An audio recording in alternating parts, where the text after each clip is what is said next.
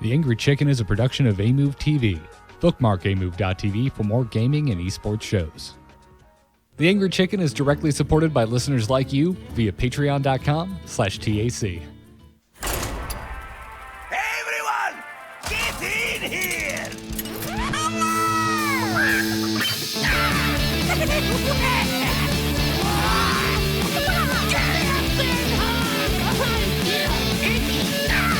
Ready for action!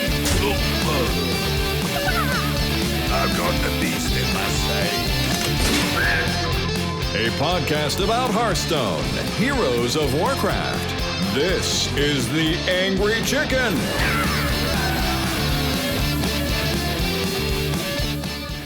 Happy Tuesday, everybody. We've got a brand new Angry Chicken for you. I'm Garrett Weinzierl, here as always with Willie, Dills, Gregory, and Jocelyn Carney.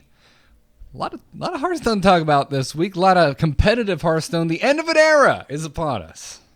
Well, it actually has already happened. It's over. It was is upon us. past Now us. it is no longer upon us. Indeed. Yes.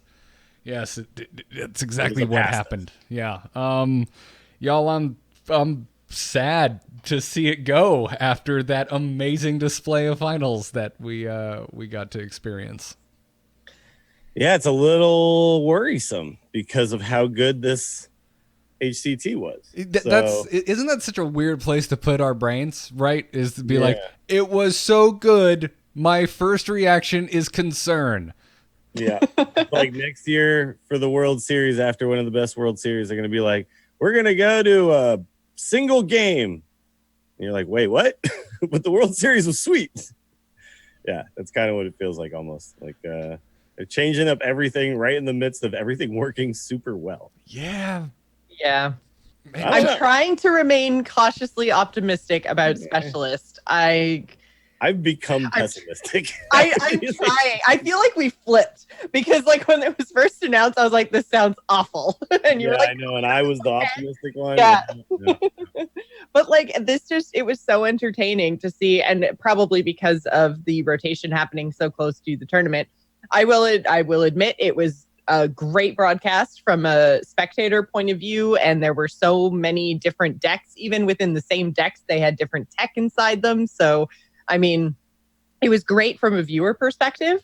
I'm a little bit worried about how Specialist is going to be from a viewer perspective because you won't have as much variety. I'm so worried about everything just being like all rogues or all hunters or all warriors or I don't know. I know that is concerning because it was really sweet to see, shaman and mage and all this stuff. And like the zoo warlocks, like that finals was so exciting. Yeah. By the way, though, Jocelyn, you got to admit that even though they didn't get to play with the Year of the Raven cards, them playing with the Year of the Dragon cards was pretty sweet, right? Like seeing the so this turned out great, right? And I said this like when it was first announced, like the dates and the rotations and everything else, that like again from a viewer perspective, it's awesome. The only thing that I thought was weird was like playing last year's tournament with this year's. Sure, yeah. Well, like, I think that's really it just wasn't like representative of the Year of the Raven. That was more my point. Not that like I knew it was going to be fun to watch, but it's still kind of weird to me that like the champions from Year of the Raven had their championship in the Year of the Dragon. Mm-hmm. Well, that's they really space things out improperly, right? That being said, like in April. Imagine we did stick with this format though. Like now I'm jazzed for it. Like, yeah, bring it on. I think it was part of what made it so much fun to watch. I mean, I know you agreed with it, Josh, saying that as for spectators, this is just interesting because it's the newest stuff. But if we stuck with it and next year same thing happened, whatever the next year is. It always happened right after an actual rotation. Yeah, because it makes the consistency from players like Hunterace and Viper like all the more of an accomplishment because you look at them and you're like, well, they really rose up in a completely different meta than what the finals are taking place in, and yet they still dominated. Well, dominated might be putting it, but that's simplifying too much. They definitely had harder paths in certain cases, but Yeah, at the end of this, I was like, man, I'm like ready for HCT to continue. I liked it so much after all my whining that there was just too much to watch last year, and that it made individual events kind of took the wind out of their sails because there was just so much Hearthstone. I would have. Now I'm sitting here going, boy, I would like an HCT that where they just kind of streamlined it a little bit more, but kept more or less the same basic tournament structure. Well, there's still going to be just as much Hearthstone to watch this year because of Grandmasters being a weekly thing and them running the matches like the regions back to back to back. So it's always going to be like APAC will run into EU, will run into NA, and you're going to have like the whole time is just going to be Hearthstone every single week for each season. So, but it's not going to be. There's also the tournament every week, right? It's going to be like a 1 day, seasonal thing, right? Like it's going to feel like less Hearthstone because you're not going to feel like, oh, I got to watch all the rounds of this tournament. So, but you're right. Like it's still going to be like tournament. Like it's still going to be like Hearthstone every week. Yeah, there's still going to be Hearthstone every week. Plus, we've got the seasonal tournaments, right? So the Masters, tour. Specialist sucks. We can still do this Grandmasters thing just with Conquest. Like, yeah, I hope that they're open to changing it if it's horrible. If they I'm also hoping it's great, and I'm just wrong, but The only thing is like so for the Masters Tour, they've got so many players that doing it in Conquest might be difficult. Just I guess Conquest Best of 5 would be difficult because they're like I can't remember how many players they're up to, but it's hundreds. It's not the normal like 128 cap. It's a lot. A lot of players, for sure. But, just overall, we're already here. I'm not playing a news bumper. We're already talking about the HCT World Championship. So yeah, we're in it. We're in. I would like to start with. News happened naturally. Yeah, I'd just like to start with. I want to be as humble as I can when I say I don't know what to do with all these packs. You mean all 4 packs that I also got for picking the guy who got second? Yeah, I was gonna say, it was really funny the way the bracket shook out because it was like top 8 Garrett versus Joss, and then top 4 Garrett versus Dills. Top 2 Garrett versus. Top 2, yeah. Well, no, Viper. And Garrett picked Bunny Hopper. I picked Hunterace. No, he picked Hunter. Did you? Oh, yes. I thought you picked Bunny Hopper. Because I was crapping on Hunterace's decks on the last show because he had the 3/3 stealth guy, which didn't actually turn out to do anything, but they talked about it a lot, like that he's got this 3-drop to bridge the gap, and I was like, okay, I get. Well, it's clearly there for a reason. It just didn't really end up playing a role. It didn't end up doing anything. No. Yeah. What did end up doing stuff, which we'll talk about later, is that Shaman deck, which friggin' carried hard. I really didn't see Shaman as being a powerful deck in this format. No, I did say that the mage was going to be sweet, and it was sweet. Oh my god! Yeah, the mage was good. Yeah. The mage was fun to watch. Yeah. But like everything for me was really fun to watch. Like the Rogue Mirrors were great, although I didn't see all the games, but I did catch, Just Saying versus Hunterace, and that Rogue Mirror was one of the highlights of the tournament. In my opinion, it was so damn interesting. Control Shaman, Control Warrior matchups that were not so fun to watch. Yeah. But here's the thing, though. It was funny because they were not fun for about 30 minutes. And then the last 5 minutes was insane and epic of those matches. It's just like you just need to fast forward all the hero power pass. Setup. Yeah. Right? Yeah. And get to the part where it's like, now we're running out of cards. Now we both Elysiana. Now, it does end up. Elysiana might be a card that's dangerous and maybe makes things suck when it comes to specialists, but it did make for some really interesting games. It's just you had to wait out all the crap in between. Yeah.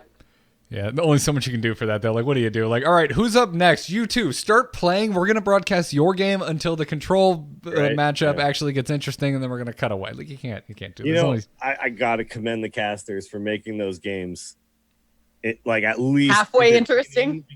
Because they just kind of, you have to just fill that time. There's really nothing to talk about. It's just, you got to start kind of figuring out where things might end up, discussing that, memeing each other. There was definitely, I like TJ and Admirable. I think they're really good at kind of just doing that, just filling the time with banter and being funny. Raven and Soddle, you just got Soddle just crapping on Raven, but whatever. Yeah. We've all gotten used to that one. But I mean, it's like it's hard, man. That's a tough spot to fill. Like I commend them. I think they did a great job. Yeah, it's one thing I've noticed since I've started covering Rocket League for DreamHack is that like those casters have it. I mean, it's hard in different ways, but it seems much easier because they're just like, okay, this player's the ball, this player's the ball. Now it's over here. This is happening. Blah blah blah blah blah. Someone scored. Like, and Hearthstone's like, play guy. Who has now we need to talk for 2 minutes while he stares at his hand on turn 1. What do we talk about? Oh, like, God. Now that I've been watching StarCraft again, I Feel didn't that air. I didn't realize how much it reminds me of StarCraft because every StarCraft game starts off the same way with literally nothing happening. Yeah, there's and like 5 minutes of just trying to figure it out, and that's why Taste Toastus was so good because they would just banter, and have inside jokes and things. And if you watched enough StarCraft, you'd get it, right? Yeah, I now burst into tears laughing every time someone tells me to get my boats ready. And it's something only fans of GSL will understand, and it's a stupid joke, and I find hilarious. So yeah, it's a skill for sure for these casters, and overall, I don't think there was really any point with any of the casters where I was just like, okay, come on, let's just move on with it. I even enjoyed the subtle crapping on Raven at certain points because it was kind of hilarious. It was just, at a certain point, it was a bit. It was it's absolutely a bit at this point. Yeah, and so again, so much of my thoughts coming out of this was just like, this is the best Hearthstone esports have ever been for me. Like, I really enjoyed watching this.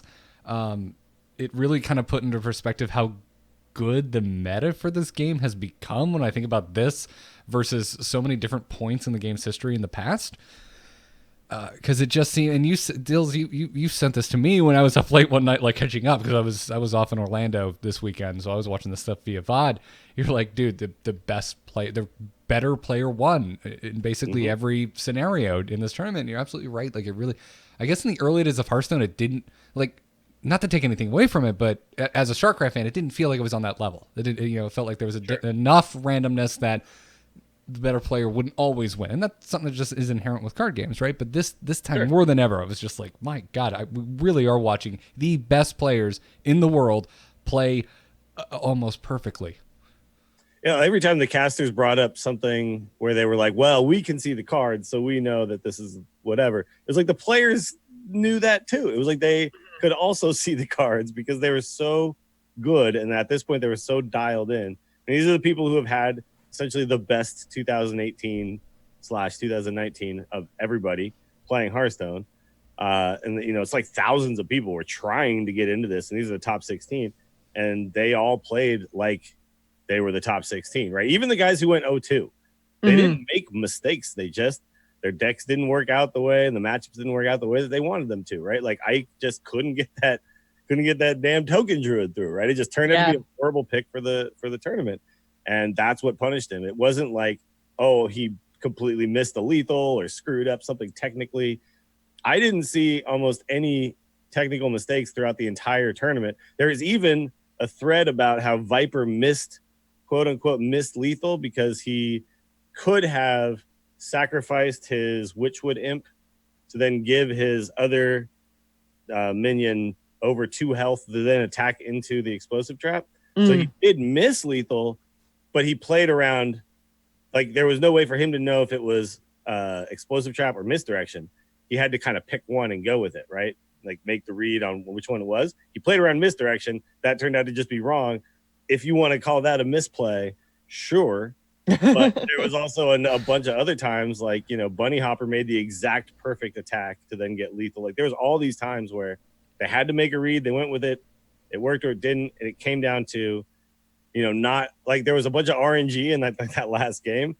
But if you think about it, Hunterace won that last game with all that RNG because he spaced out his removal absolutely perfectly and then capitalized on a couple of bad rolls from Viper. But it was like he played the game to the exact right spot for him to be able to win a turn 7 Arc Thief for Fom, right? And like, you can't do that without perfect skill and perfect technical play. So it was really, really sweet to watch. Like, the caster's just like, well, if you know all the cards and you do this play, and they're like, well, he just did that play because that good. Yeah. And it also just, I know we've talked about this before, but this should really just reiterated to me the what a difference it makes to have a LAN event and have the players sitting across from each other, because like the player cams, like it was just so damn well lit. Like having those player cams in the corner, just watching their reactions or lack of them. If you're apparently a Terminator sent from the future to play Hearthstone, in the case of Just Saying, who never reacted to anything, but like because Hunterace, went so far, it was such a delight watching him, because he's so animated. Like he was freaking out. Maybe animated is the wrong way to put it, but like you could see things registering with him, and it just added to it. And I probably wouldn't have been as caught up in it if the games weren't good, but everything just fed into itself. Like the games were amazing, and they're in the same room, and they're having these real-time reactions. They're looking at each other, trying to read each other. It's just made for, this is what good esports look like. We've said our piece about the next format. It really needs its time in the spotlight to prove itself one way or the other. And so at this point, any further concern I have for the next format just comes from how damn impressive these finals were. Yeah, I mean the entire tournament, just from start to finish, it was crazy, because it started at 9 p.m. for me, went till 9 a.m. I basically every night made it till about 4 or 5, and then just kind of passed out. But then it was like I was so invested that I would wake up and watch the VOD of what I'd missed. Right. Yeah, I watched pretty much everything on VOD. Well, I watched from start time till not quite as late as you, but usually till about you pass out watching. 3. Yeah, it was. Yeah, I got about 5 or 6 hours in, and then watched the next 5 or 6 hours the next morning. So I really like watching on the VODs. Just because I can. Well, yeah, you can't watch them describe the new mechanics of Rise of Shadows that many friggin' times. That's a problem. I was just like, that's a thing that they do. I was just skipping past all that junk. I just see that it says 3 minutes, and then I skip ahead 3 minutes. Exactly. Yeah. I stopped at one point, and that's because they had a new cinematic animation thing in that inn with those characters. Win or lose thing. Yeah. I was like, fun the first time. I haven't seen this before. And I was like, that's adorable. And then I moved on. However, I do want one of those. I don't know if it's like a float or a sundae and those freaking steins. I want one of those. That whipped cream looks amazing. So here's my problem with it. They've apparently decided that this little girl and this flowy haired guy and this evil wizard guy are somehow interesting characters to us. Because after that original cinematic with the little girl in the snow going to the tavern, and I'm just like, I don't care about any of these people. I don't care. And when I watched that the first time, I was like, Hearthstone's like mascot now, I guess. And I watched that win or lose thing. It happened the first time, and I was like, at the end, I was like, what was the point of this? I don't understand what's the takeaway. The point was adorable fun, Dills. Come on. Adorable fun. All right. Hey, can we dive into this for a second? Because I have so many thoughts on this. I mean, okay, so the idea was like, win or lose, it's fine. But it was like, so if you try to win, you're a douche. And if you don't care about winning and play Murloc, then everyone loves you. Listen, Dills, you are being very, very grand in your statements. They're not saying if you try to win, you're a douche. I think they're just saying that blood elf is a douche. Like that specific blood elf is the idea. Okay, but hold on though. They're representing. This is the guy who's like try-harding. Yeah, I was gonna say he was the total try-hard guy. And then the other guy is like Murlocs, and then like. He's like dancing every time he plays a Murloc, like as if playing a Murloc is the funnest thing you can do in Hearthstone. A lot of things bothered me about this. Okay. It triggered me a little bit. So I love talking about this stuff, and if you don't, I apologize.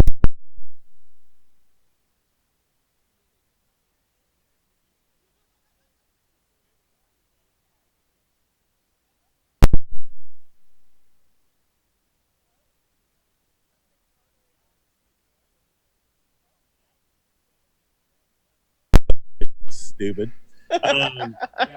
Yeah, Dills wins by default. But then at the end, the little girl comes up to the evil douche, gives him Sony Pops. Yep. And so somehow and makes him smile. She's like the only one, so she's into douches? Is that what's going on here? Oh yeah, every girl likes a bad boy, right? All right, I'm back. Let me just pause the audio recording. If you're watching on video, you get to see this as a treat. So what happened was, I have a morbidly obese tabby cat who decided to lay on my battery backup, and the power supply for my audio interface is one of those big bricks, and it actually hangs over the battery backup. And he just cool to laid say, down on huh? top of it and just like seesawed that sucker right out of the socket. So Yeah. that's what happened there. So anyway, my thoughts on. It's okay. We've already decided that because your mic cut out, that you're just wrong and we Yeah, win. you're wrong. So, And, yeah. that was serendipity. Yeah. Oh, gotcha. I wasn't going to disagree with you. I just think it's a strange thing within Blizzard. Like they all want their own freaking mascots, and this started over in Heroes of the Storm, and we talked about it a lot on ITN because they started making their own characters and their own lore, and we're like, dog, we're not interested in this. We just want to see Thrall fight Zeratul. That's all we give a crap about. Why are you introducing Nathanos in a different body? Like, we're not interested. And Hearthstone's kind of the same way. Like, I'm watching these, I'm like, these are fun, these are cute. I'd really much rather watch Valyra and Jaina like throw down in a bar. Like That's actually the interesting thing, right? Why are they not using the hero characters? Because they want us to try to identify with those players. So, yeah, but like I'm playing this, but I at least okay. So you remember when there was the They card? could have had like a reveal? little mini Jaina or something and had like the blood elf like poke her or something and make a fireball shoot out. And then like tap her on the head and make her say an emote or something. But Or like, maybe not. remember Maybe there was that, the as I was reveal? saying it, I was like, that's a bad idea. well, no, remember I there mean, was Jaina like the would Chinese be. card reveal thing where they like cosplayed as the heroes. That's what I would feel like you should be doing when you're playing Hearthstone. Those are right? infinitely- Had the blood elf dressed up like Jaina. Yep. Yeah. Those are way better than these, Be in the my opinion. floppy-haired douche, but dressed as Dressed up like Jaina. Yeah. Yeah, I don't know. It seemed to be to me. It seems like a trend within Blizzard the last few years. I'm assuming that when they walk to BlizzCon and they see the big banners out front, they're like, "We want our own character. We don't want to use Thrall. We want our own character." That's the only thing I can assume. That's the most reductive thing that happens in my brain when I think about this entire topic. I will say though, it was super well done. I mean, it was a super well done little, animation. Oh yeah, that's not what It was just that like at the end, I was just like, what was the point of this? Like it's just to fill the time, but like I feel like over, I get it. It's 4 days, 12 hours a day. You're not gonna get original content every time there's a break. Yeah. That's a lot of stuff to create for I mean, that. if only they That single broadcast. if they could bring in some talking heads that enjoy talking about the game to fill the time, maybe bring on players and talent to Well, they chew did the a little fat. bit of that too. They did have They some. should have done that every time. Well, they did a Yeah. lot more of that instead of playing the same commercial over and over. Well, they flew all of the grandmasters out to Taiwan. Yeah. Well, to introduce them all on stage, they could have definitely just cut to each one of them at some point and having Cora do an interview, right? Like Yeah. just talking about what the future holds and how do you feel about grandmasters and what about that last series? Like Mm-hmm. that would have been interesting. Other than like, but watching like Wayland's weird stare when he describes, like, I love Peter Wayland, but oh my god, like that thing with where he was describing, what was he talking? It was like the mechanics or whatever of Rise of Shadows. Like he just had this like very unnatural like look to him as he was staying there, and his eyes never blinked, and it was freaking me out, man. Like, bro, blink, dude. Sit him in a chair or something like this. I haven't seen this, and I need to know what the hell you're talking about. Yeah, you need because to go watch we have it, no yeah. joke interviewed Wayland the last 3 BlizzCons, and he's very normal and, He's the super and normal, approachable great in guy. interviews. So I don't know what you're talking about. Like Wayland. It's like as soon as they give him a script, it's just deer in a headlight. It felt like a Wayland puppet, like somebody. Damn it, Dills. Like blink, damn it! I can't Blink! add on or defend this conversation. I got nothing. I didn't see this one.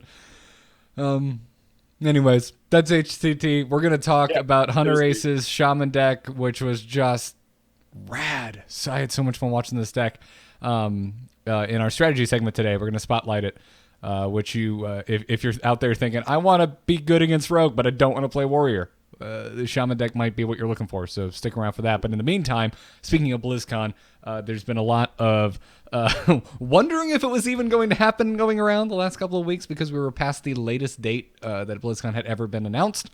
And turns out, yes, it is indeed happening once again.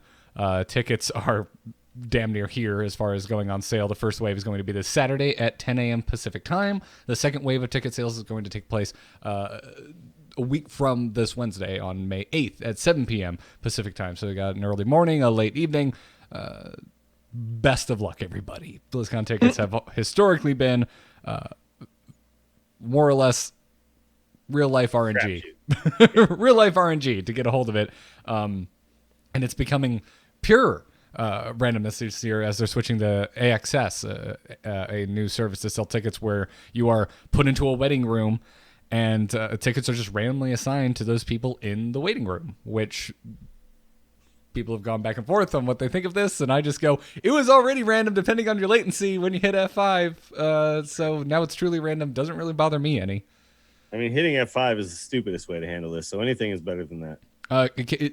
In years past, Katie and I have literally sat next to each other on two computers, spamming F5, hit it at the same time. Like, Katie has gotten right in, and then I've been like 5,000 people back in a queue.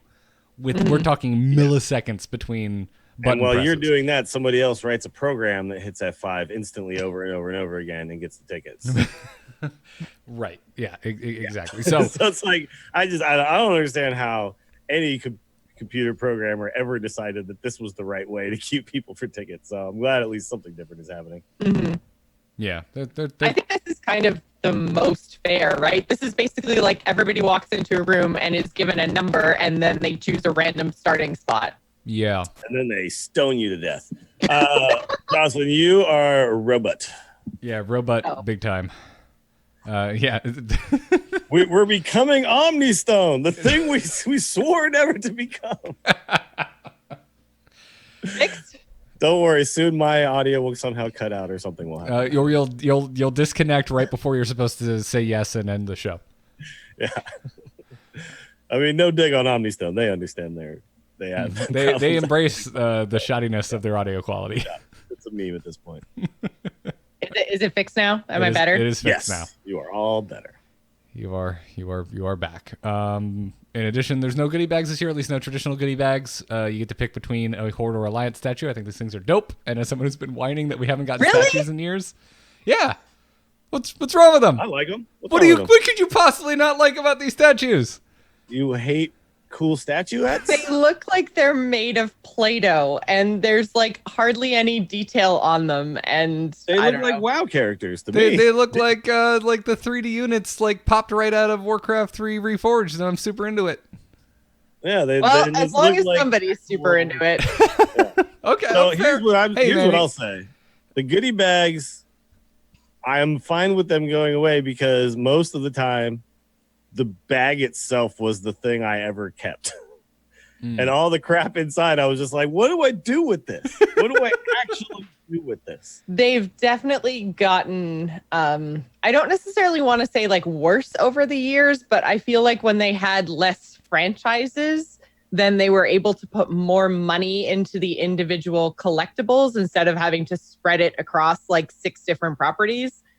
So I felt like you got nicer things earlier on at BlizzCon when you look at some of the loot bags from like 2008, 2009, that kind of thing. But more recently, that like a blow up Reinhardt hammer. Okay, yeah, no thanks. But I mean, yeah, there was that was like the StarCrafty thing or whatever, right? Like the side blow up side blades. That's what I always considered filler, right? Like that was either like in the bag or you would see them all over the convention center. Right? Yeah. Someone would blow them up and then have them that weekend, and then you throw it away.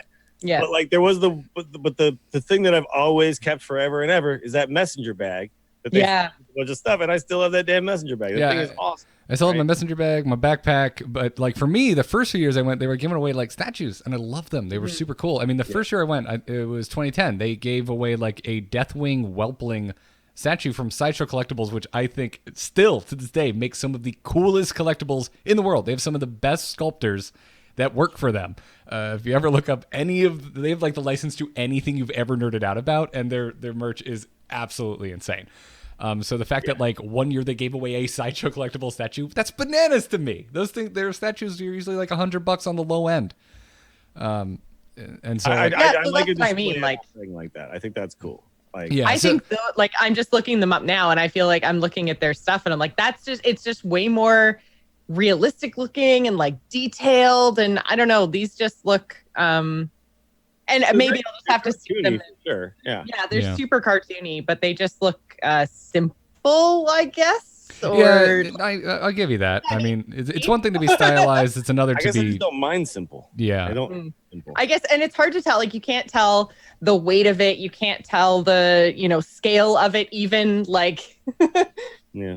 could be 3 inches tall or it could be 10 inches tall. Like Well, I hope that's it's. a good point. To be honest, I hope it's not super giant because like what I don't want to do. So when I buy my ticket to BlizzCon, I'm not thinking, oh, that swag I'm gonna get. I'm thinking, oh, that 3 days with all my friends I'm gonna get. Yeah. That's to me why I buy the ticket. I I don't like. care I still about like. the stupid bag, right? Like, I still like geeking out about the swag because, like, I remember a time when I didn't get to Fun go. moment. Like, we're all we're all very privileged in that we get to go to BlizzCon. And back when I couldn't go, man, I remember looking at that swag, being like, I want nothing more in this world than that dope ass Lich King helmet, which I still don't have. Like I just thought it was so cool, and it was just another one of these things that kind of mystified BlizzCon as someone who hadn't gone before.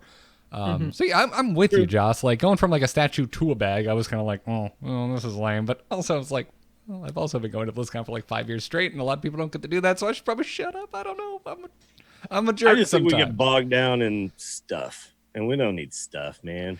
Too much stuff. Yeah. I feel like I need to throw out half my apartment, to be honest. There's so many things where I'm like, I should put this in a drawer because one day I might need this. And then I'm like, 10 years later, nope, never needed that. you need to do the what's her name? She had the Netflix special. The does it bring you joy thing? You gotta walk around your apartment and do that. That's the question you ask. I know of this she has that lady. for every item. And I've Yeah. never seen the show. Like it's just Yeah. via osmosis of other people referencing the show. Like every time I Yeah. go get my haircut, the lady that does my hair, she always brings it up. She always brings up this woman who Marie Kondo. Marie Yeah, there you Kondo. go. There you go. Is her last name seriously Kondo? And she's telling you how to like how to Fix your condo. Fix your condo. That's like wow. She was predestined for this to become what she is famous for. Yeah. The last thing with BlizzCon, I'm just kind of curious your hot takes. The Portal Pass, what a lot of people are calling Fast Pass. Are you as outraged as a lot as the internet appears to be? Nope. Okay. I think so. I think the reason that a lot of people are somewhat upset about this is that although it's a typical thing for conventions to have like multiple levels of passes with, ideas like this, skip the line, first shot at merch or whatever, like this is a typical con thing to do. It's kind of, just Yeah, they're another not the first ones to thing. do it. They're not the first ones to do it, but I think the fact that they're the last ones to do it is almost what people are the most upset about because it's like BlizzCon was always, supposed to be for the fans and Blizzard did things differently and everyone was treated the same. And now this feels like just one more step away from the Blizzard of old, the magical, mystical Blizzard of old, and more so into the mainstream of how everybody else does it. And it's specifically because of the dedicated lounge where you get to hang out with the devs that people are like, it used to be that just we all got to be in this one place and had a chance of like running into devs. And, that was part of what made BlizzCon so I mean, that was special. what So, happened, though. well, You'll and still have a it's chance like, to run into devs on the con floor. It's just, sure. But it feels like they're just putting another monetary barrier between like you and them as opposed they've always had that VIP dinner thing has been going on forever. Yeah, but that was Like, on a literally got different night, And right? a large portion of that goes to charity. Well, Yeah. sure. So okay, I mean, I think I understand that you're like representing what the internet is saying, Yeah. not necessarily like what you think, but like I kind of feel like this mystical, magical Blizzard of old has been kind of invented by the people who think that it used to exist, and it didn't exist. Like it's like when you think back on an old relationship and you only remember the good parts, and you don't remember why you freaking broke up in the first place, right? And like that. I don't know. I've been going to BlizzCon for a while. I always felt like there was special people and not special people. Like I didn't feel like there was 100% equal. Like there were definitely VIPs and people who had more access to things, and us with media passes. Well, sure. I mean, the media passes, obviously, but I mean, there was celebrity people would get like these special VIP passes, and it just wasn't available to somebody who just had $500 in their pocket. Well, now it's available if you have $500 in your pocket. Like, I don't see it's like I can buy the VIP that I always had to like start a podcast and do it for 10 years to achieve. Right? What's the problem here? Maybe that's why I wasn't wrong. Because I'll be honest, like, and people will buy it. Why wouldn't you sell it? And people will buy it. Yeah. I mean, I'll be honest, 'cause I'm sure someone's going to be like, Eric, you tweeted you didn't like this. Yeah, when I first saw this, I'm like, man, this kind of rubs me wrong. And it's because of like bad. Yeah. And it's more because of like thinking back to, before anyone at Blizzard answered my emails and gave me an interview and eventually gave me a media pass. Like, to me, being at BlizzCon, it did feel like we were all equal and just hanging out together, especially very early on, because like esports were still barely a thing. Like I remember just seeing like the players playing right there. There's just like a tiny little rope, and then there's the player pit, and I can watch my favorite Korean StarCraft 2 player just do their thing. And that's definitely not the case anymore, and that's been gone for a long time. But like I have a lot of nostalgia wrapped up in it, and it's also just compounded into what has been a very strange year for Blizzard publicly and their public opinion. But I'm with you, Dales. Like, you're not wrong. Like, so much the cornerstone of so many people's outrage for Blizzard this year are the layoffs, which is rightfully so. I'm not going to take that away from you. Like, that's a very humane reason to be angry with the company. But the thing is, the truth of the matter is that they've done it before, multiple times, under Morheim's leadership. A figure who we on the show have spent a lot of time kind of revering and talking about almost as like a deity in this circle sometimes. So it's just, there's not like a before Morheim and after Morheim Blizzard to me. It's just like it's evolved over time. It's a company that's been around for a while, and they're very big, very large. And I don't know, like before I had media passes and I just bought my ticket and went to BlizzCon and was one of the equals, I noticed that there were people who were more equal than me. Who got access to more things than I did, who were sneaking off, going, and then they suddenly came back and they played the new game, and I was standing in line, right? And like, I feel like it's never really been this fantasy land of, there was 100,000 people at this convention center, all with the exact same access, all paid the same money, all are exactly equal. I feel like offering that experience to somebody who really wants it at a price is a totally fair thing to do. We'll put it in the product, and do you want it or not? You don't have to. It's not like if you don't have it, you're going to get punched in the face as soon as you walk in the convention center. Like you're still going to be able to do all the things. I don't know, man. Do you remember security from a few years ago? They got a little aggressive. Yeah, dude. I mean, the line to get in has been that. Well, and that's the thing. Like last year's line, because they had the shooting not long before. Last year's line went all the way back to the Disney parking lot. Like it was like people missed opening ceremonies, even though they lined up for hours ahead of time. Like it was rough. It was bad. Yeah. So $500 means don't deal with that. It means you don't have to deal with that. Yeah. And it's like, I don't know. Yeah. Right. And if you're out there thinking because I can, again, because it's going to sound like I'm spinning it, but really, if you're interested in going to BlizzCon, I'm just trying to arm you with information. If you don't care about the opening ceremony, the security, even the added security last year, wasn't that bad after just the opening for the day. At that point, you could go in and out very quickly. And if you're going to fire it at me like, you had a media pass, you had your own line. Yes, I did at the opening. At that point, anytime I left or went back in, I had to go through regular security. And at worst, I waited behind 5 people. Sure. So it is bad at the beginning of the day, for sure. At a certain point, you're just kind of walking in and out. I will say this, though. My suggestion is if you don't care about being in the hall watching the tiny little person on the actual stage, I think the best way to do opening ceremonies is just watch it on a monitor somewhere and then just go to the con. Right? Get some breakfast at the maybe not at the Denny's, maybe use like a Grubhub to bring it in from out because that Denny's is always slammed. And chill in your hotel room, watch the opening ceremony, then head down and play some games. Yeah. Guildhall was always my go-to. It was just like Head to the guild hall, watch the opening ceremony. Or if you're No guild younger, hall this year. Mosey my way on in. yeah, Or last year. yeah. Or if you're younger than I, or at heart, or in reality, wait in line and lose your mind with everybody, because that can also be super fun. And I highly That is recommend you do super. it at Yeah, least I mean once. the excitement of the room or whatever, but I mean this year they're not announcing Overwatch, so No, but Yeah. they may finally be announcing Diablo 4, which, depending on how much you like the mean- Oh game. my god, can you Diablo imagine 4. if they don't? Oh, they're like Diablo 4 available on console only. I hope they do that just as a troll. Like, I hope at the end they're like, Only on the console Nintendo only. Switch. Only available on Motorola Razr. Oh god. Oh, I probably still please. have one of those in a box of I might need it some days. I was never. Does it bring you joy, Jocelyn? Well, I want to ask our listeners right now, as we take a quick break before moving into strategy, if their toothbrush brings them joy, because this episode of The Angry Chicken is sponsored by Quip. You can check out their awesome electric toothbrushes by going to getquip.com/TAC.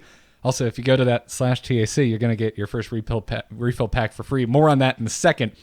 But, Jocelyn, did you know that up to 90% of us don't brush our teeth for a full 2 minutes and/or don't clean evenly? Those savages. I bet I brush for like 30 seconds. I can't imagine how long 2 minutes of brushing my teeth actually is. I will tell you this. I definitely did not brush for 2 minutes, and it's become very apparent after getting my Quip toothbrush because it has a built-in 2-minute timer and it pulses every 30 seconds just as this gentle little reminder like, hey, I know you're not even awake enough to put pants on yet.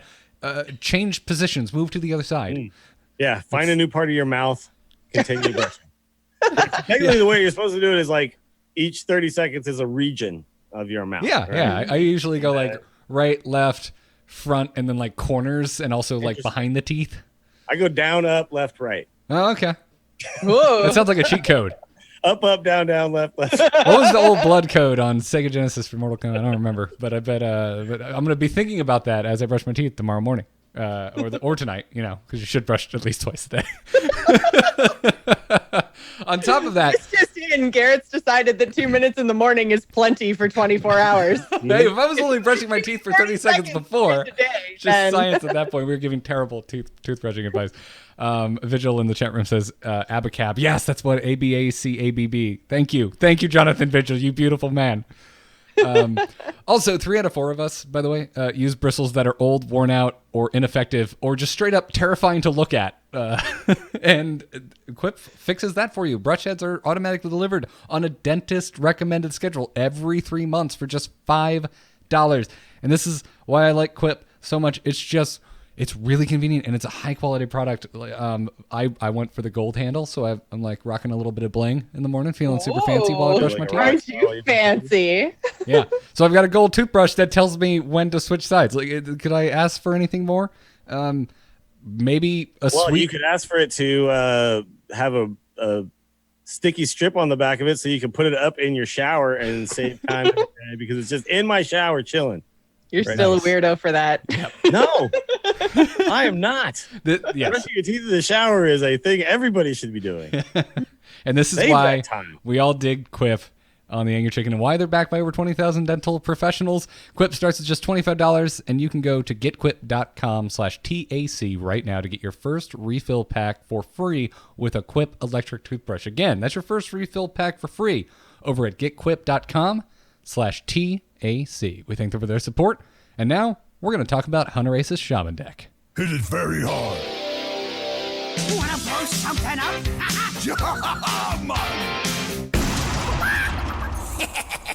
Time to pay! I just had a blast watching this deck get piloted and blow my mind in different ways.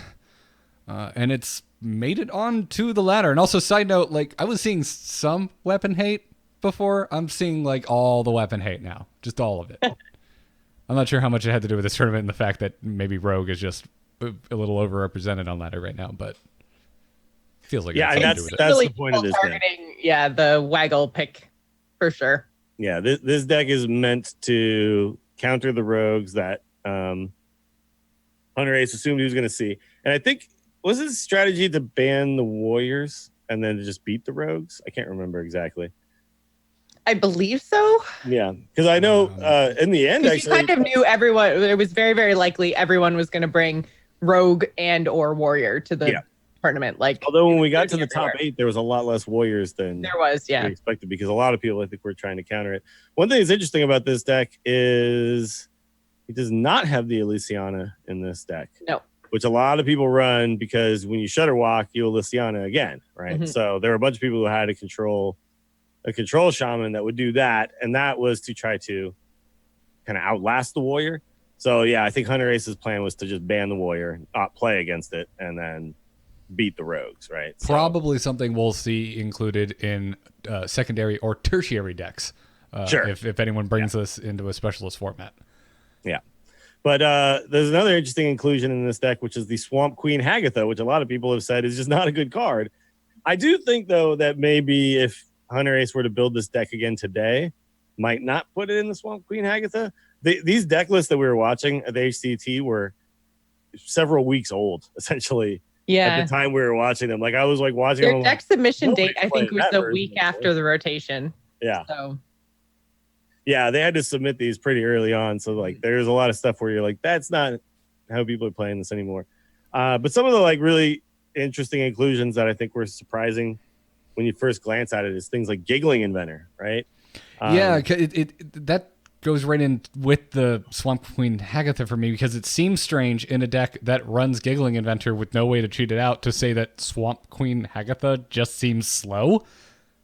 Yeah, but the reason why these cards are there is because Shutterwalk, right? It's like Giggling Inventor, you play it, and then you put that Battle Cry into the Shutterwalk pool. And when you Shutterwalk, it pops out a couple of 1/2s with Divine Shield on top. Well, exactly, because you really want to protect the Shutterwalk because it's not going to be duplicating itself a billion times over anymore, right? So with the combination of Omega Defender and Twilight Drake, that Shutterwalk is going to be huge because it gets the health buff from the Twilight Drake, possibly twice, and then also gets the attack buff from Omega Defender. So that's one of your like end the game win conditions is to Shutterwalk, have it just be this one gigantic minion, and then these 2 little or 4 little Annoyatrons that then hopefully will allow your Shutterwalk to actually connect the next turn. Mm-hmm. I've actually seen some people running this deck with the Coppertail mech thing that gives you stealth for the turn. Do you know what I'm talking about?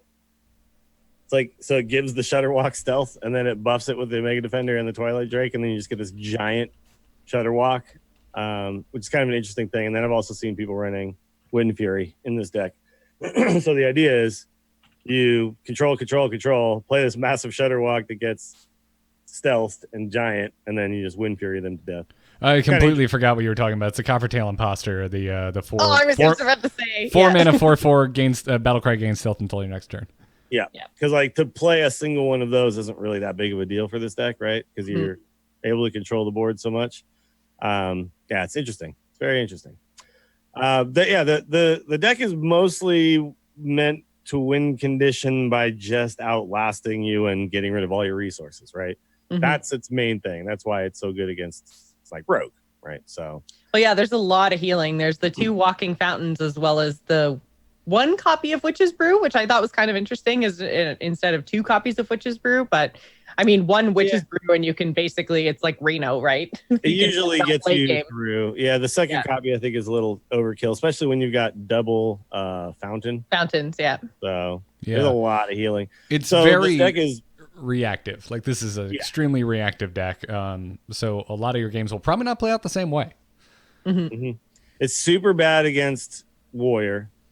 Because Warrior just kind of, well, first of all, Warrior just doesn't play anything and then lasts longer than you and like Hagatha gets beaten by Dr. Boom. So, that's its worst matchup. And then it's also pretty bad against the Mage deck because the Mage deck generates too many threats too quickly for you to deal with them, right? So, and also like they don't play a threat and then you get to hex it and then it's not a threat anymore. They play a threat and then they make 2 of them, and then you're like, well, I can only hex 1, right? Yeah. So that's why that causes a problem. But if you look at every single aggro deck, they just crush them. Like they just crush all the aggro. So including Token Rogue, Druid, which is a big target right now. and Zoo. Zoo is also another really good matchup for this deck. So Yep. it was a really good inclusion for this tournament because you basically just say, okay, I'm just not going to play against the warrior. And now I just got to beat that rogue, one or two times or whatever, and I'll win the series. And Hunterace proved that was a good strategy because he won the whole damn tournament. Yes.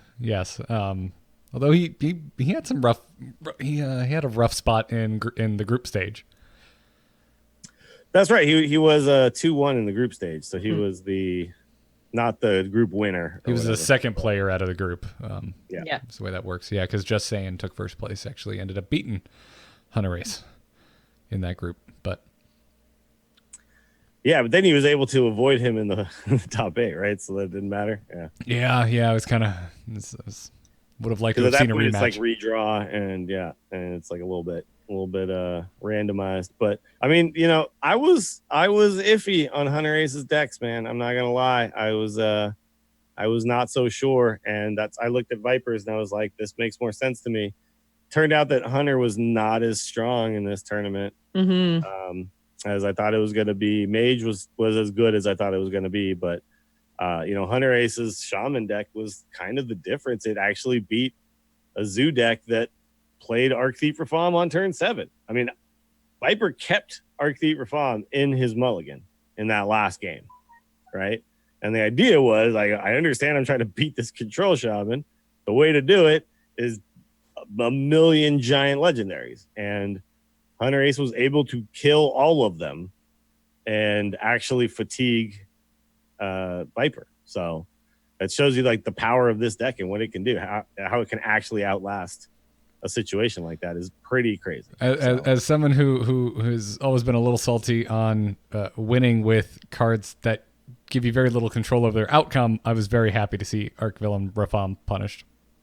Yeah, I mean, the reason it's in the Zoo deck though, if you're Sottle was like crapping on the card the entire tournament. Yeah, the whole tournament. But to be honest, like if you're gonna bring Zoo to this tournament, you probably need to put that card in because you cannot beat Control with Zoo without. Well, that's the thing, right? Like, so Rafam isn't necessarily your Zoo win condition. What Rafam is in there to do is to potentially give you a win in a game you would have lost. Yeah, Soulfire doesn't do that. Soulfire might close out a game, but most of the time, if you're going to be playing Rafam, then it's because your opponent is still at 20 plus health and you've only got 1 drops left and you have no other choice.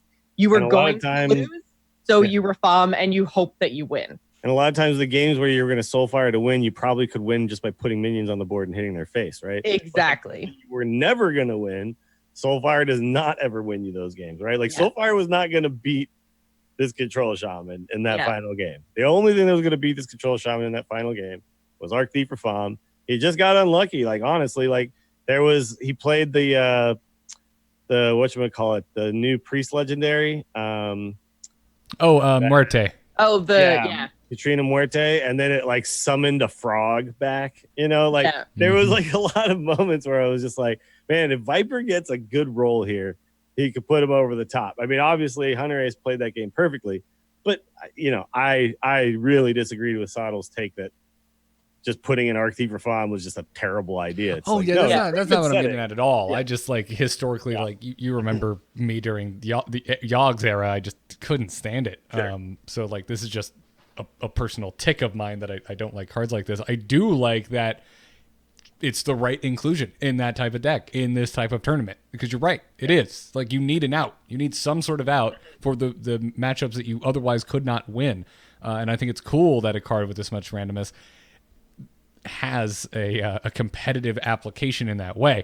I just don't want to see it take over and end up. I think it's also I think it's a super balanced card, right? Because it's bad in the matchups where you're just trying to play your 1-drops and magic carpet them and control the board and hit their face, and then it's just like the one card I need. Because imagine Viper gets to game 5 against Hunterace and has a Soulfire instead of Arc Thief Reform. He says, "Okay, I just lost the series. Yeah, lost. I have no way to win.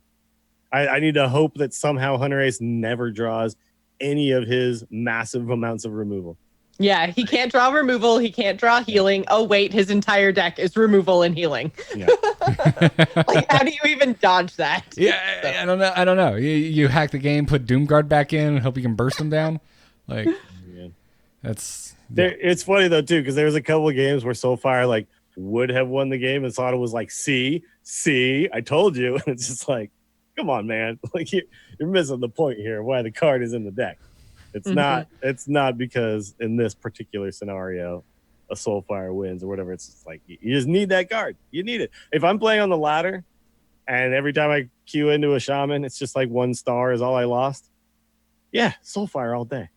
But if I'm in a tournament where it's game 5 and it's like this is $150,000 game here, yeah, I want the Arc Thief. I want the Arc Thief in my deck. Yep. So there's the shaman and a little bonus zoo with Arc Villain Rafam for you. Yeah. Well, I mean, that's why we're talking about this deck right now, is just because this was the winning game 5 deck of the entire ACT tournament. And one of the best games of Hearthstone I have ever witnessed with my own eyes.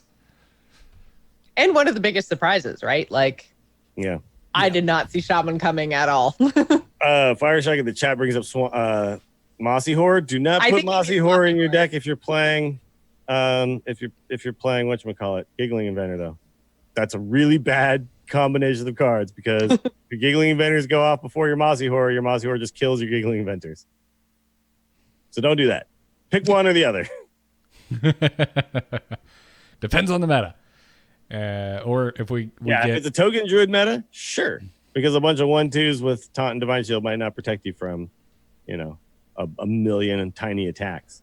But yeah, depending on the order the battle cries go off, you might just kill off your own 1/2s. So it's not a good idea. That's bad. or if we get a playable specialist format in the client, then also consider Well, that. that's the thing. If in a specialist format, you can like have one build with one and one build with the other, right? So it's like one build is to protect me against a bunch of like big things trying to attack me, which the Giggling Inventor is better at. The other build is better for killing them a whole bunch of tokens over and over and over again. We'll see. Maybe they just have a mic drop moment at BlizzCon. They come out just like, new mode, specialist, drop the mic, walk away. Anyways, we're going to have a pretty normal show today. We're going to actually take a crazy game story. But before we do that, let's thank our other sponsor for today. Harry's Razors are back. You should go check out Harry's Razors by going to harrys.com/TAC. If you somehow haven't heard us talk about Harry's Razors on the Angry Chicken by now, you should know all three of us have made the switch a long time ago at this point and have stuck with it. I don't know, because the gel smells really good, because it's a high quality razor at an affordable price, because it's a really smooth shave, because it converted me from electric razors for things like my gross neck beard and that weird patch of chest hair that grows up too high. So if you wear a V-neck, you look like a weirdo. Like, just a big fan, man. It's great. It's great. You can be like, I'm like Dills in this regard. I've just like littered Harry's razors all over the place. I have one in my overnight bag. I have one obviously on the freaking sink, and then I've got one in the shower. It's great for the weird chest shaving bits. They're everywhere. Razors belong in the shower. Razors do belong in the shower. So Everything belongs in the shower. Beer, razors, toothbrushes. did you say beer?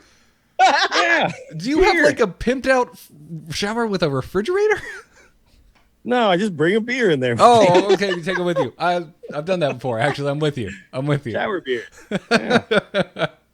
And you can take care of some manscaping. Maybe don't have too many beers before you manscape in the shower. Do your Harry's Razors manscaping first. Yeah. Yes. We do not recommend. Yeah. I mean, enjoy unless your you're like shower me and you beers get really responsibly. creative when you got a buzz on, maybe I carve like a portrait of Art Villain Rafam into my chest hair, with my You Harry's could razor. do that with that precise trimming blade on the back of the Harry's razor. Yeah, you Very can. true. That's exactly what I use for my A German engineered blade. That's what I use to keep my neck beard in check.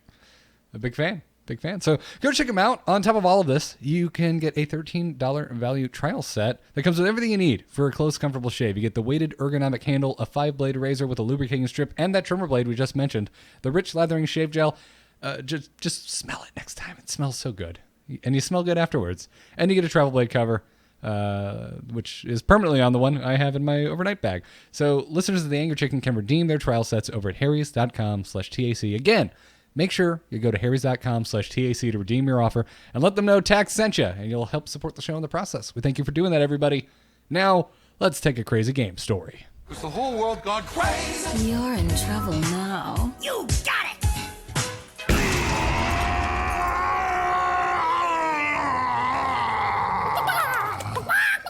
You, yes, you can send your crazy game stories to tacpodcast@gmail.com. Or if you're a patron and you've hooked your Discord up over at patreon.com/TAC, you just like attach it to your Patreon account. Congrats, you're already in the patron Discord. You can drop stories right in there. You can drop questions right in there. Go do that. And that's what Stargazer did. And Stargazer writes, "Greetings, Gallus. I've been thoroughly enjoying the new Conjurer Mage archetype and was inspired by Dills' tech choices of Wild Pyromancer / Banana Buffoon for combating the plague of token decks on the latter. I made a few alterations to my own deck, and before long I queue into a Warlock and prepare to put the deck through its paces. For the first few turns, the deck performs beautifully as I curve Banana Buffoon, I'm assuming is what BB stands for, and Pyromancer, and clear 2 consecutive boards. Unfortunately, my Mountain Giant now being too expensive to play.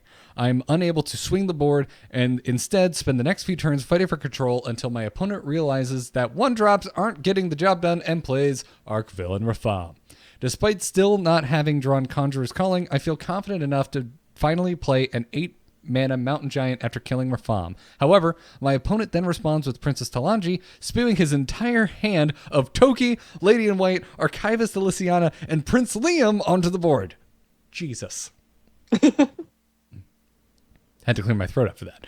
With my giant staring down a collective 29-27 in stats, I struggle to think of a way out. I trade the giant into Elysiana and dump as many minions onto the board as I can with the hope of softening the remaining minions enough for a flame strike next turn. The RNG gods feel differently, though, as my opponent top decks Barista Lin Chen. We've been through this before. Get with it, Garrett. Copying his entire board, including another Talanji, back into his hand.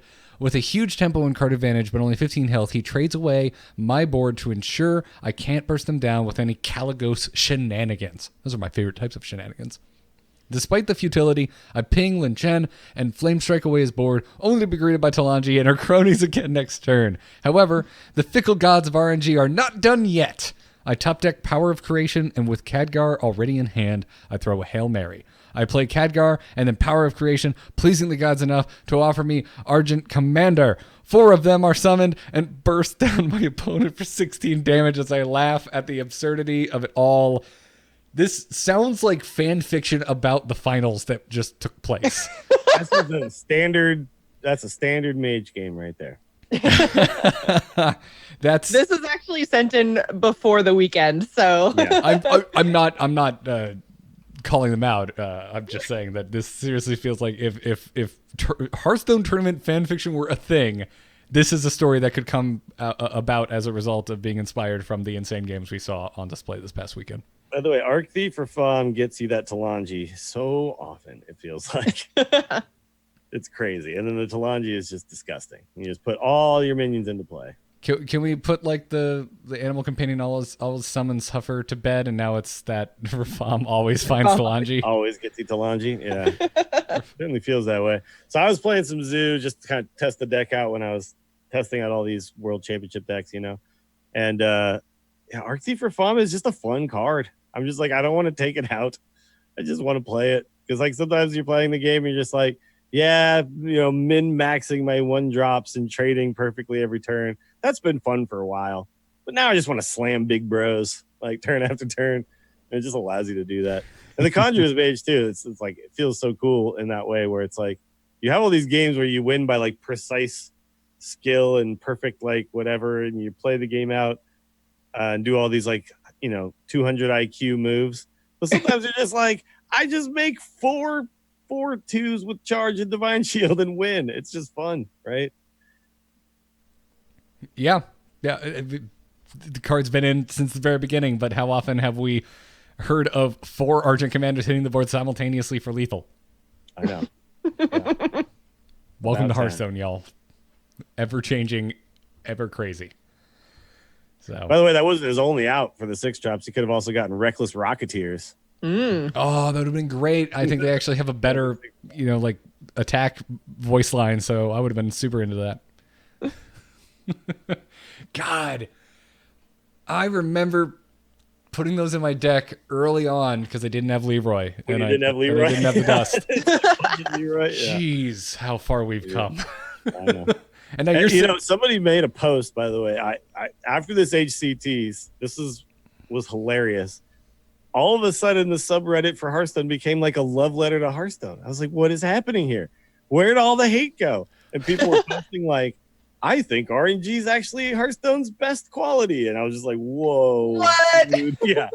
But it's true. It's like we saw in this HCT, the fact that you had all these players having to navigate situations that no one had ever seen before, right?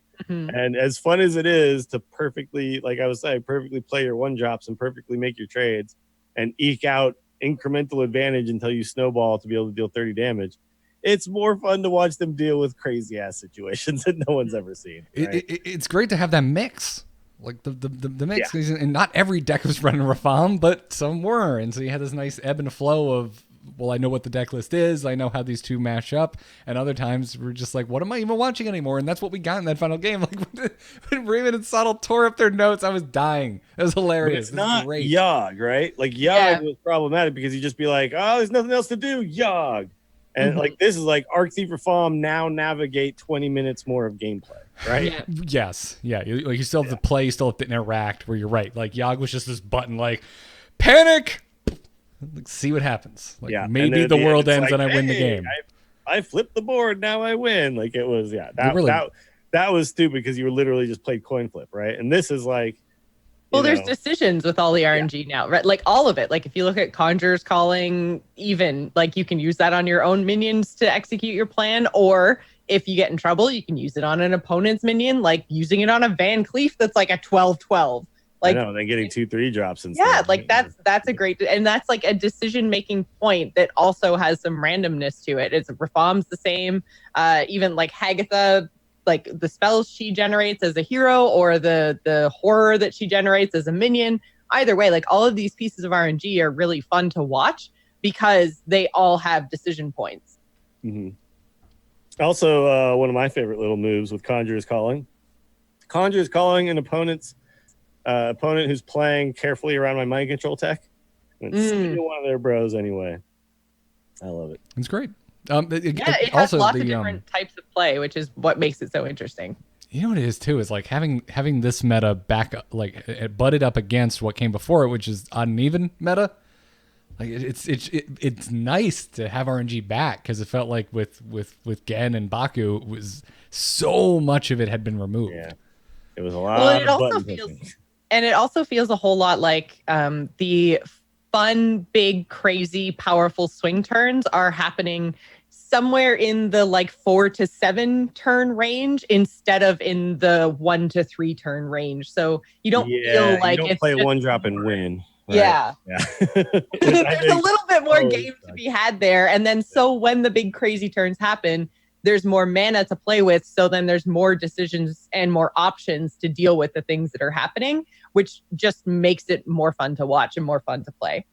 Yeah, I really enjoy the fact that we're no longer in the I play a Mana Worm, I play a Tunneling Trog, I play an Undertaker, I win thing, which Hearthstone like had that period where they just were like, hey, let's print the world's most broken 1-drops every single expansion.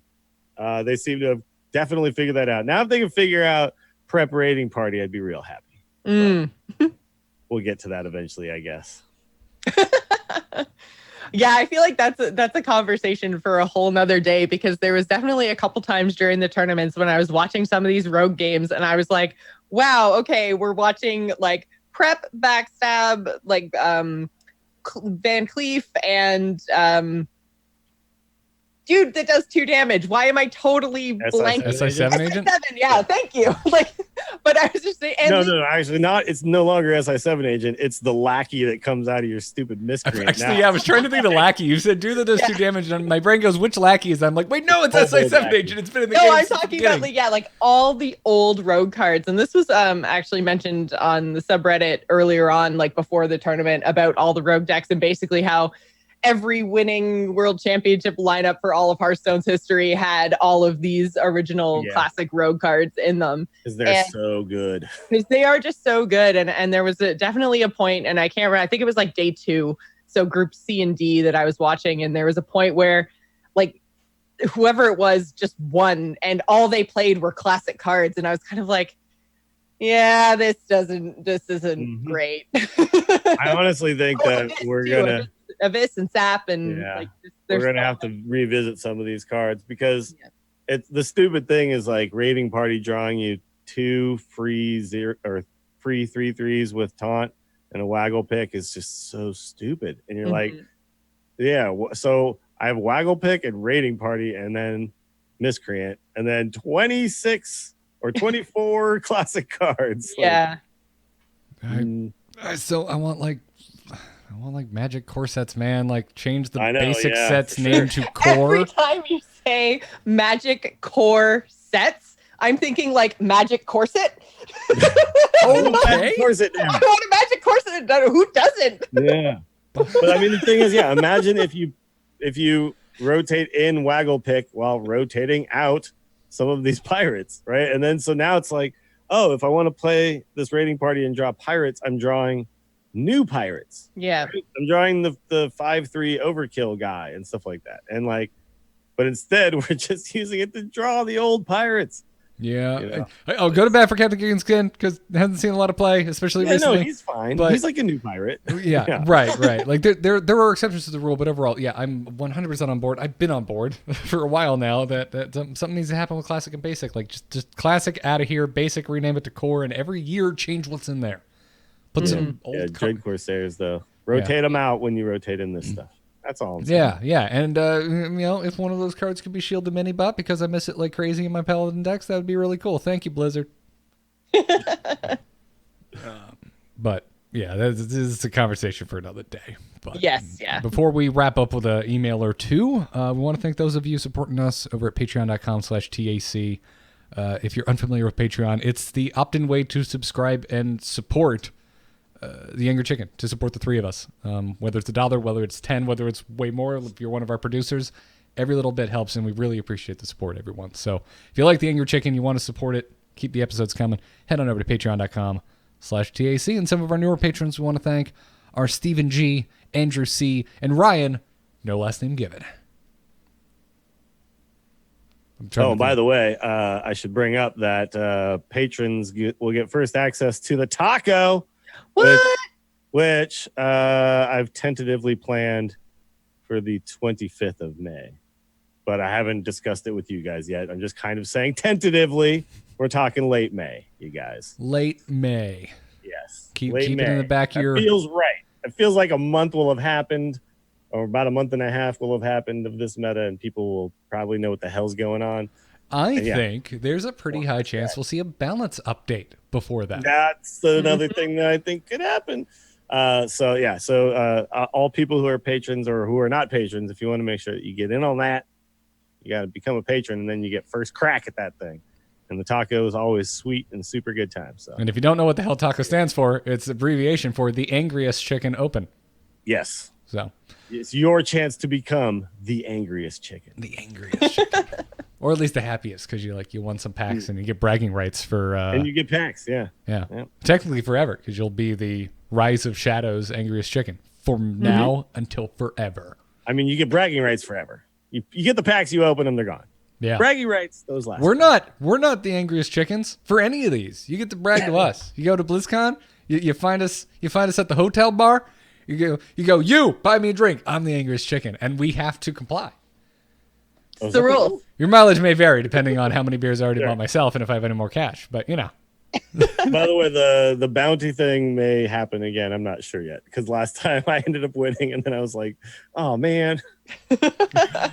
I'll try to meme even harder this time, I guess. All right. Damn you, Dills, for piloting ridiculous decks too well. I was memeing as hard as I could, but Sure. Just need to pick like one or two super ridiculous, no one plays them legendaries, and then auto there you complete. go. Oh, that's a good idea, actually. Like, pick like the legendaries with the worst win rates, and then try to build cards or decks around them. Yeah. You go with like the coolest stuff you can find, like what things you've always like. Oh, it's such a cool card, but it's bad. Like Black Owl play that Gunspire. card. Whatever that card is, play that card. Yeah, Black Owl Gunspire, which got lethal. Right. Oh my God, we didn't even talk about that. That's right, a Black Owl Gunspire lethal. So happy. I just started singing Black Owl Gun. Okay, so I'll play my Fell Lord Betrug, Madame Lazul, and Tack Noswhisker decks. Is what I'll do. There you go. Yeah, just promise me you'll call it Butt Rug and not Betrug, because I still read it that way, and it will always be Butt Rug in my brain. Anyways, before we wrap up, let's take an email or two. Hello? Hello, it's me. Hello? Just quickly, do you get my message? Yep. Oh. Hello, brother. Send your emails to the same place, tacpodcast@gmail.com, or drop a question in the patron Discord. Dills, who's our first question from? The Druid Dante, this is from our patron Discord, asked, would it be worth it to go back and buy Wings of Adventures you never completed just for the dust from the cards? No, not for that. Okay, so if you're truly, like, if you have a crystal ball and can divine the fact that you will never play those cards, you will never go into Wild, sure, Dills just strongly disagrees. Well, the amount of gold per dust for those cards is definitely not. I mean, if you're spending money, but I think if you're spending money, you get more bang for your buck from just new packs, right? From packs, probably. Yeah, most likely. When you dust those cards, you only get 400 for legendaries and 5 for commons. Like, it's just the dust. No, is not. you dust a common and your computer, tablet, or phone actually just punches you in the teeth. That's what it feels like dusting a common. No, so yeah, definitely the amount of dust you get is not going to be equivalent to spending that gold or money on just packs or even just playing arena or whatever. Like, if you're trying to grind up dust, the best, fastest way is just arena. And the other best, fastest way is just buy packs of sets that you're missing the most cards from. The best, fastest way is being decent at arena. Probably even if you're not good at arena, like I've talked about this before. Like, even if you're not good at arena, your gold equivalency compared to just buying a pack for 100 gold is still actually in the plus, right? Because even if people always talk about going infinite, but even if you just are a 3-3 player, if your average amount of wins is 3, you're still getting your value back for your 150. Yeah, but my average number of wins is like literally 1 to 0. Okay, well, it's probably not at that point, I guess.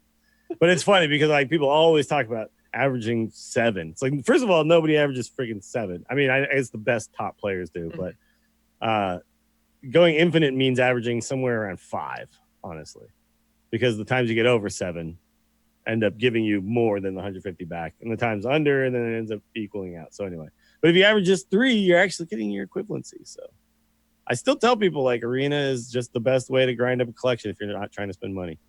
I know people think about it and they're like, no, that sounds like so much work and I got to learn arena and blah blah. But to be honest, arena is actually kind of interesting right now. They've been making the adjustments, and so it has gotten better since. Yeah, I mean, the problem. Oh my God.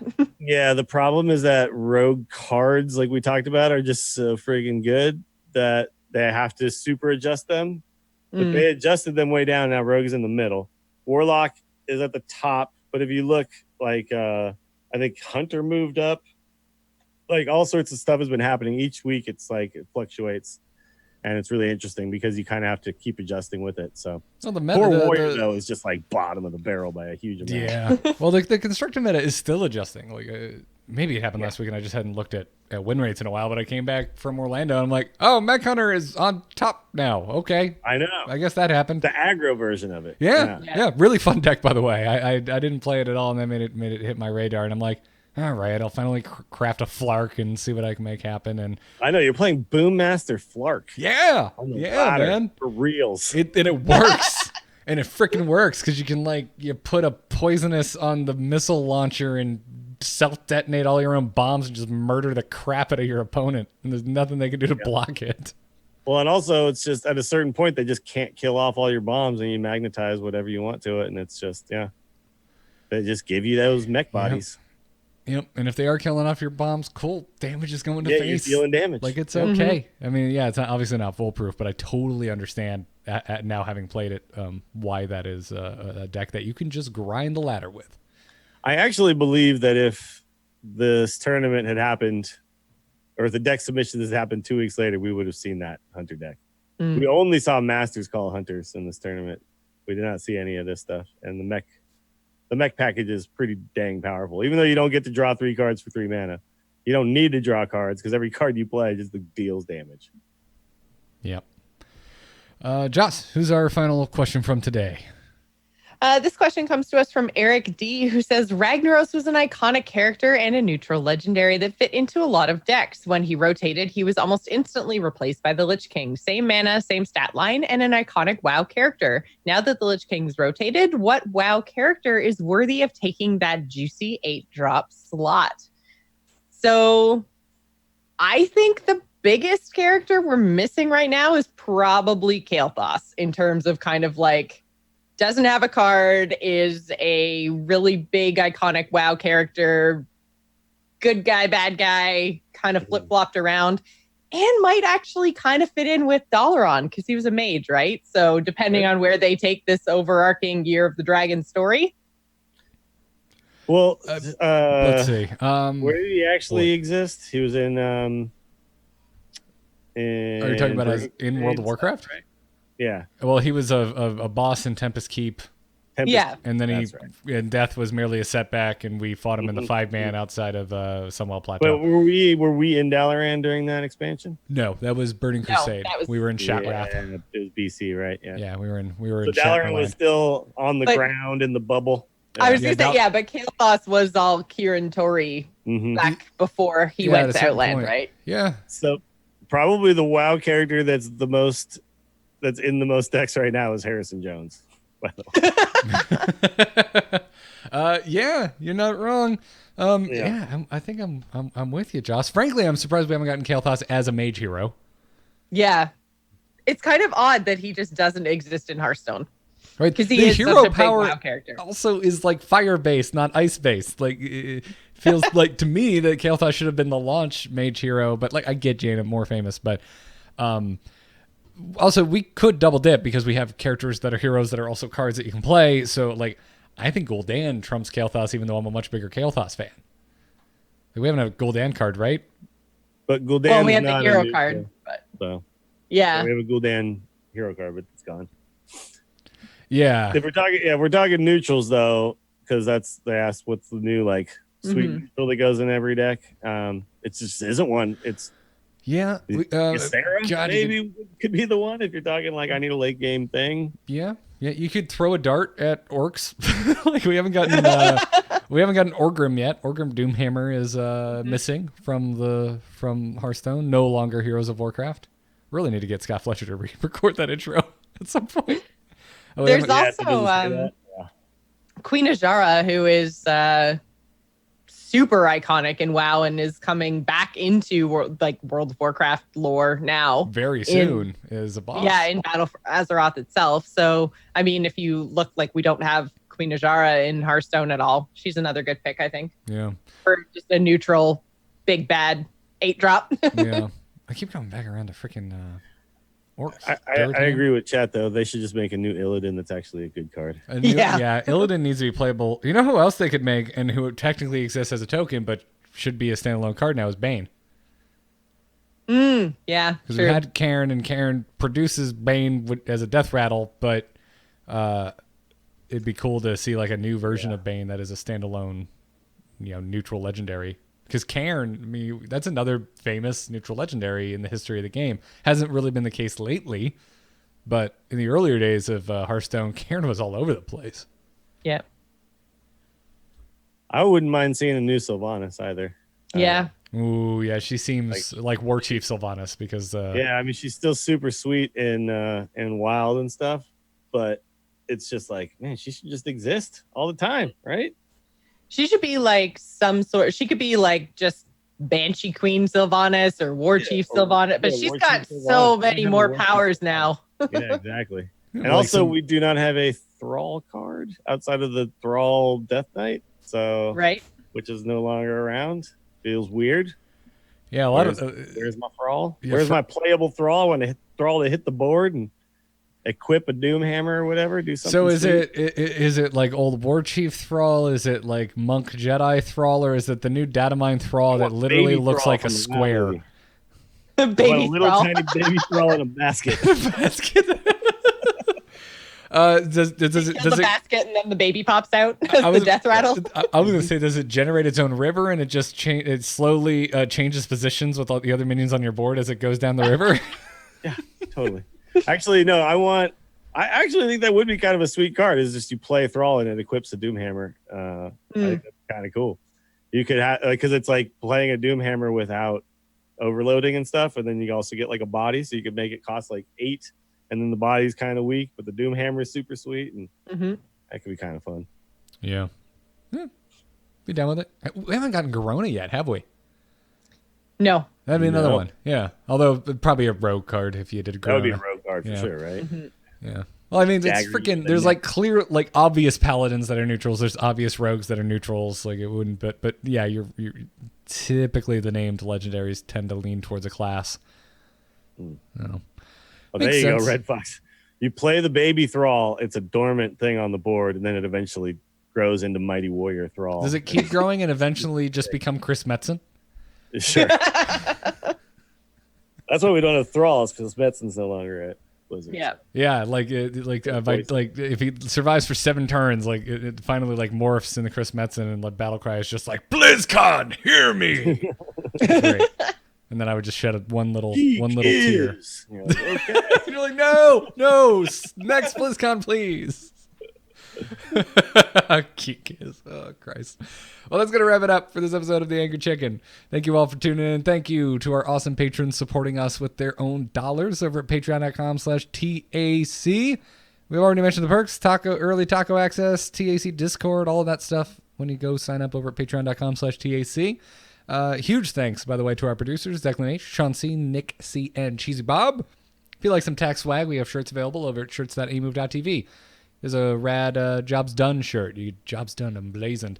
Shout out to Hachikumo, by the way, who was repping with an Angry Chicken t-shirt at the actual HCT World Championship. So thank you, Hachikumo. And if you haven't been over to the TAC podcast Reddit, Hachikumo has posted a great story kind of detailing his entire experience going to the last HCT finals ever. It sounded like it was a really great time. 4 days. Yeah. And then final like cliff note on just how awesome the finals were. We never mentioned the stage. That stage was freaking incredible. Oh my god, the exploding Hearthstone box with like spinny stuff and everything. But Also, then had the board around them Yeah. too when they were playing. It was so Yeah. good. It was so I really, freaking good. it was hilarious to watch the Twitch chat freak out about the host too, the Taiwanese host. Yeah. He would talk so fast, it was like crazy. And then they started putting like Rap God in the chat, and then I guess at the end she like rapped. Did she? like, Oh at the god, end of the I missed stream. that. Yeah, because she I like kept, they were actually paying attention to that stuff, and it was like Twitch chat's good-natured ribbing. It's like the good side of Twitch chat. It's when they the come fun up side. with It's like funny- instant, like good-natured memery. yeah, that's the kind of Twitch chat we like. That's the type of shenanigans that I like. Cheeky and fun shenanigans, not mean-spirited shenanigans. yeah, not mean. Yeah. But yeah. Thank you everybody for tuning in. Dills, before we go, where can everybody find you?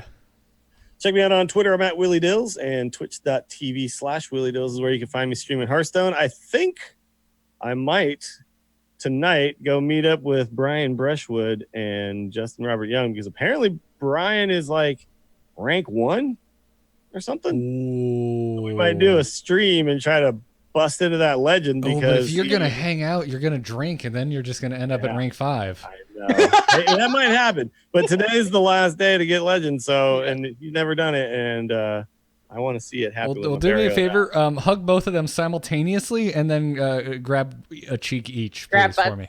Grab butts, yeah. Do a little butt grabbing. Touch their butts and then whisper in their ear. I was gonna do that anyway, but I'll do your name instead. All right, cool. Jocelyn, where can everybody find you? You can find me over on Twitter and Twitch. I'm at Joss Plays. That's JOCE Plays. Also, I'm doing a new, old, returned back from the dead podcast with Garrett. We're doing Embrace the Spoilers again for Game of Thrones. So if you guys like Game of Thrones, check it out. Yeah, it's on the Embrace the Spoilers feed. It's on my R2T2 feed because I only have so much time to record podcasts. So go find that. Yesterday's recording had to get postponed, so we're recording it tonight after we've eaten, so that we're not just cranky and hungry. So. I'm Garrett Art on Twitter. All of the podcasts are at amove.tv. Let's Talk About Star Wars is back, and for the foreseeable future, and now weekly. So if you haven't subscribed to Let's Talk About Star Wars, it's a Star Wars podcast that I do with Jenny Josephson and Tom Merritt. And there's a lot to talk about because Celebration happened. So go subscribe, and let's talk about Star Wars, y'all. That's going to wrap it up for episode 312 of The Angry Chicken. Until next time, job's done. Job's done. Job's done. Yes.